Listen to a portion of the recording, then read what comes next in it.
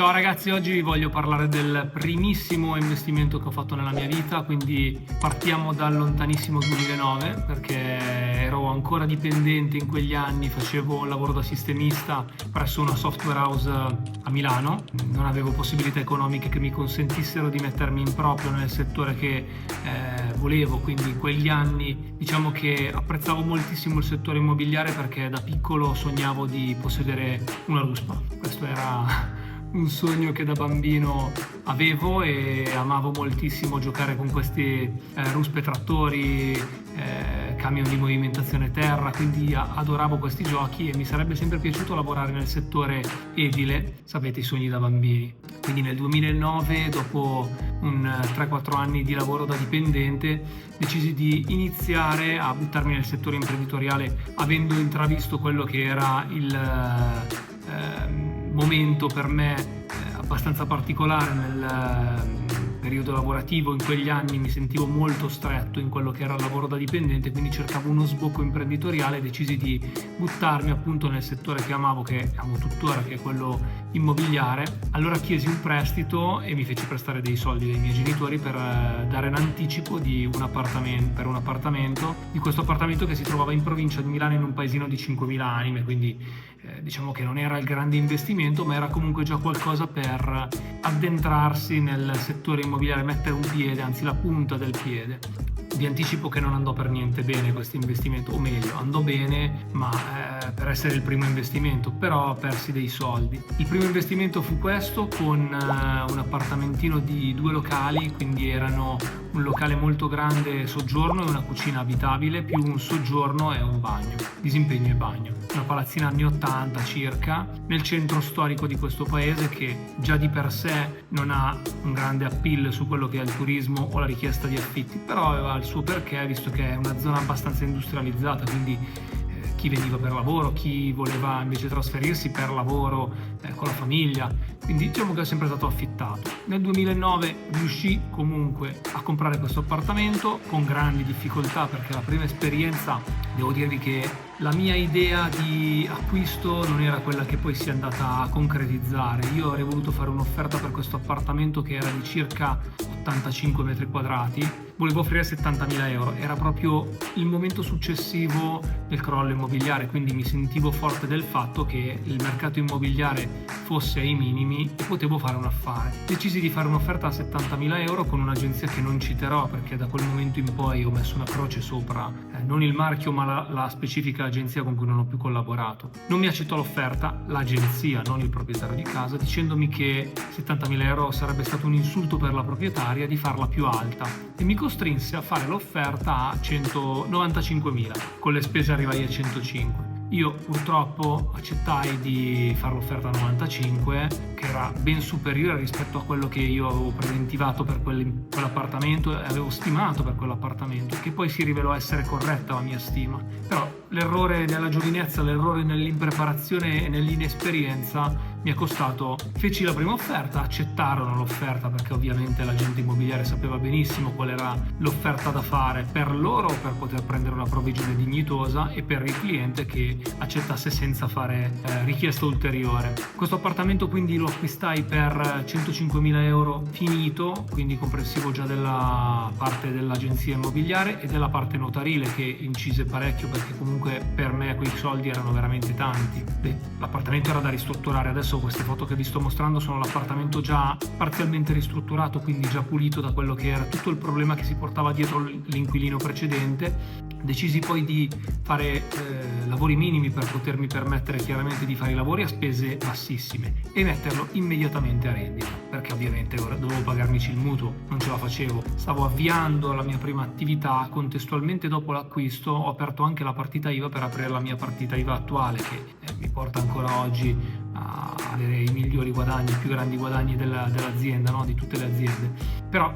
diciamo che in questo periodo storico della mia vita ho fatto 3 lavori contemporaneamente. L'appartamento era quello che in quel momento mi sembrava più adatto, decisi di concretizzare il più velocemente possibile la ristrutturazione per metterlo immediatamente in affitto. qualche settimana di lavoro duro dalla mattina, quando prima di andare al lavoro riuscivo ad andare, e la sera quando tornavo dal lavoro fino a notte tardi facevo lavori di qualsiasi tipo, finché non riuscii a terminarlo, a mettere l'appartamento in affitto dopo averlo arredato con una spesa minima. Mi ricordo che spesi circa 3.800 euro per arredarlo tutto: cucina, soggiorno, camera da letto. Lo affittai arredato e il primo affittuario fu un ragazzo che veniva dalla campagna e doveva trasferirsi qui per lavoro. Portò poi in seguito anche la famiglia, quindi una moglie e un bambino, e rimase con me per un paio d'anni. 500 euro al mese, andò tutto veramente benissimo, finché poi purtroppo un giorno arrivò la notizia, purtroppo per me, per fortuna per loro, arrivò la notizia di un altro figlio, e quindi dovette cercare un altro immobile, e io fui costretto a cercare anche un altro affittuario. Ne trovai un altro, non di certo tra i migliori. Questo era uno spacciatore, quindi io riuscii praticamente a trovare l'altro affittuario velocemente grazie all'agenzia immobiliare, che anche qui non farò il nome di questa agenzia, che affittò l'appartamento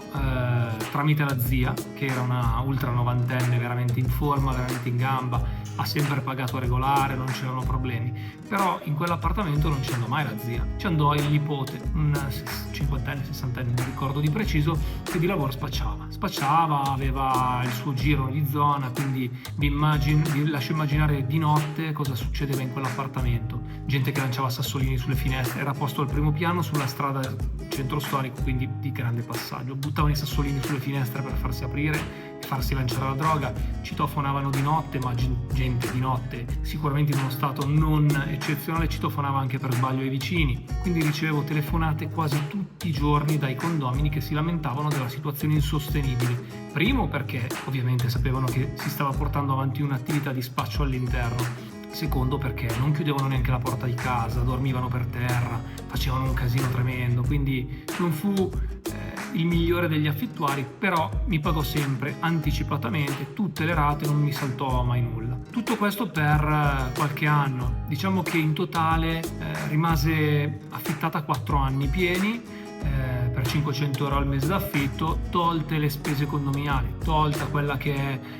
la cedolare secca. Diciamo che riuscivo a generare intorno ai 5.000 euro l'anno. 5.000 euro l'anno che, se consideriamo il prezzo d'acquisto di 105.000 euro, mi garantiva una rendita del 4,76% circa, se non vado errato, ed è un'ottima rendita netta, perché oggi 4,75 netto, un ETF con le controscatole te lo porta, o comunque è un investimento importante e ti porta una rendita costante veramente interessante, soprattutto perché parliamo di netto. La rendita in 4 anni è stata di circa 20.000 euro, che tolti ai 105, se la matematica non mi inganna, sono 85.000 euro, sicuramente sopra quello che era la mia proposta, quella che era la mia proposta d'acquisto iniziale, che erano 70.000 euro, quindi non avrei perso dei soldi, ma anche perché poi l'appartamento dovetti venderlo per comprarne un altro più grande in una zona più prestigiosa di un altro paese, che costava di più e non li avevo, quindi fui costretto a vendere l'appartamento e lo dovetti vendere a 70.000 euro, che era la stessa identica cifra che ero disposto a pagare per l'appartamento 4 anni dopo. Quindi sostanzialmente l'ho comprato male, l'ho rivenduto male, l'ho venduto al mio prezzo a quest'altro perché ero in urgenza di dover generare denaro per poter acquistare l'altro appartamento. Quindi sostanzialmente il guadagno effettivo su questo appartamento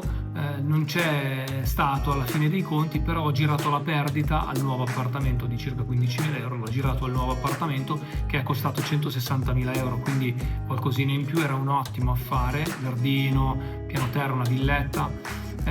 Più le spese notarili e spese dell'agenzia, perché anche in questo caso c'è stata l'agenzia, e ho speso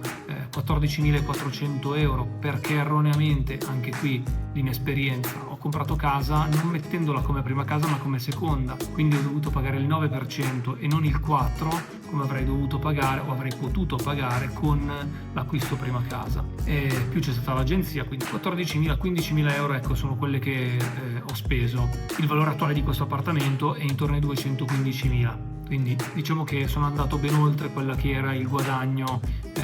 la perdita che ho avuto per l'altro appartamento e va abbastanza bene così. Comunque questo è stato il primo investimento della mia vita, non è andato bene, sono andato a recuperare poi nel tempo, è rimasta una grande passione quella degli appartamenti, sì, e devo dire che appartamenti come quello non li ho più trovati perché il mercato è cambiato molto, quindi tutti quegli appartamenti nei centri storici sono andati molto al ribasso poi per l'arrivo di culture differenti da quelle che sono i centri storici di una volta, quindi adesso sono magari concentrate su nuclei familiari provenienti magari da altre nazioni che purtroppo vanno a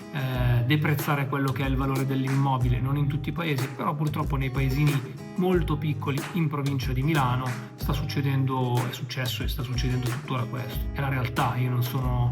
di parte o meno, ma diciamo che gli appartamenti purtroppo subiscono questo deprezzamento dovuto a queste circostanze, perché poi non vengono comunque mantenuti, non viene fatto una manutenzione regolare, non vengono pagate correttamente le spese condominiali che comunque consentono di andare a sostenere tutte quelle che sono le spese vive di un appartamento o di una palazzina, che in un centro storico già sono vecchie di per sé, in più se non si fa la manutenzione va a ridursi quello che è l'apprezzamento dell'immobile. Vi lascio quindi con il primo investimento che, come potete ben vedere, non è andato benissimo, e vi lascio il video precedente in cui vi parlavo invece dei nuovi investimenti che vedono prospettive diverse, progetti diversi, visioni diverse, però tutti abbiamo iniziato e tutti abbiamo iniziato con uno sgambetto che ci siamo probabilmente autofatti, e sono contentissimo così. Appartamento che so ancora di chi è, l'attuale proprietario lo sta rivendendo a 110.000 euro, complimenti se riesce a venderlo, ha fatto dei lavori, è riuscito a tenerlo veramente come si deve, spero per lui che riesca a venderlo a 110.000 e tanti auguri. Però vi lascio anche agli altri video e fatemi sapere i vostri di investimenti, soprattutto se sono nel settore immobiliare, mi interessano moltissimo. Bella raga, al prossimo!